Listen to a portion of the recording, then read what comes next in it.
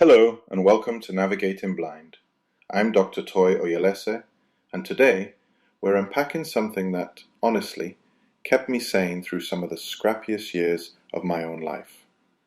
It's what I call the process method, aligning what you do, your daily tasks, with where you want to go, instead of obsessing over things you can't control. Here's the thing. When we look at outcomes, your exam results, landing that job, someone saying yes instead of no. Those things, they're the product of a million little variables, most of them beyond your reach. There's this wild chaos in how things turn out, because who knows if that one file lands on the right desk, you know? But in the middle of all that uncertainty, the only solid ground I found was focusing on the stuff I did have a say in. My actions, my tasks. The more I repeated those, the more I at least nudged the odds. Let me take you back actually to when I was new in Canada, working in a chemical factory in Toronto. It was noisy, rough on the hands, and honestly a far cry from the work I wanted to do as a doctor. I couldn't decide who got into medical school or how many spots there were. Couldn't decide if the admissions committee was in a good mood or if my test scores even got seen. But I could cap the bottles, come home tired, and still force myself to study a bit, or draft one more letter for my med school application. Those specific things, those were mine, and I kept showing up. Each little task might only bump my chances by a hair, but it was something. Eventually, no guarantee, just eventually, the outcome I wanted showed up. Did I make it happen? It's difficult to draw a straight line, but I'm pretty certain. Every application, every exam, every bit of persistence, they all nudge those odds, bit by bit. And really, that's all you can do. So how do you actually use this in real life? It's pretty straightforward, but also not easy, right? First, figure out what you want. Let's say you're staring down a big goal, maybe medical school, maybe something totally different. You don't just wish for it and hope. You work backwards. What day-to-day things, repeated enough, could make that dream more likely? Then, you zero in and measure yourself by those tasks, not whether the outcome magically appears. Did you finish your reading today? Send the application? Prepare for the exam? If yes, that's a win. Doesn't matter if the final answer is not yet. Now there's this question I get a lot. But how do you keep going when the results just aren't there? And, believe me, I've been there. Years of waiting to get accepted, getting more rejection letters than I'd care to count. If I asked myself every morning, did I get into medical school today? I'd have gone mad. But if I asked, did I do something, anything, toward that goal today? Then yeah, I could chalk up small successes. Those little wins gave me enough to keep moving. It's a bit like taking a photograph, actually, another passion of mine.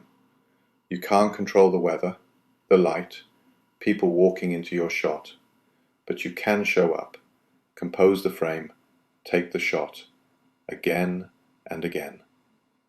Over time you build up enough good tries that when conditions come together, you're ready. Which brings me to this rule I still mutter to myself. Good seconds make good minutes. Good minutes make good hours, and so on.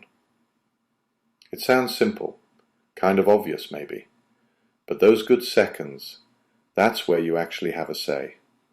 Stack enough of them, and slowly, things can shift. Now, I know some people might hear all this and think, well, isn't this just giving in, accepting whatever happens? It's actually the opposite. See, there's this myth that if you just want it enough, or work hard enough, you control everything. But that's wishing, not reality. When that reality hits, maybe a tragedy, something way out of your hands, that belief snaps, and you're left with nothing. Instead, If you get used to focusing on what you can influence, your actions, you don't fall apart when things go sideways. I'll share one more story from my time in rural Alberta. We ran this grassroots healthcare project aimed at preventing diabetes.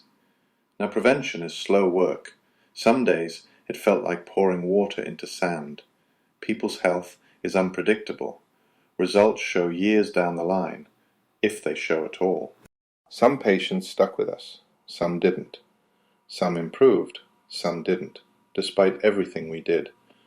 But our little team found real meaning by focusing on the process itself, going out, doing the screenings, educating, supporting. Even when a patient had a setback, or the overall numbers weren't great, we kept at it. And that sense of purpose, day after day, that's what actually got us through the tough times. So, the process method isn't about being passive or denying hardship. It's about channeling whatever energy you have into the things that real life actually lets you shape. Your efforts, your consistency, your willingness to try again, even when the odds don't cooperate. And that's how you build real resilience.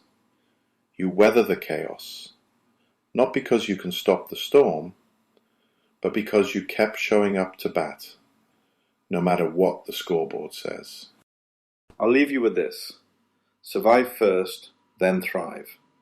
Not because survival falls into your lap, but because by aligning your actions that way, you shift the odds, even if you can't ever own the outcome. And hey, next time, I hope you'll join me for the final episode, where I'll try to pull these threads together with what I call the invitation. I don't expect you to buy into any of this just on my word. Give it a try for yourself. Until then, survive first, then thrive.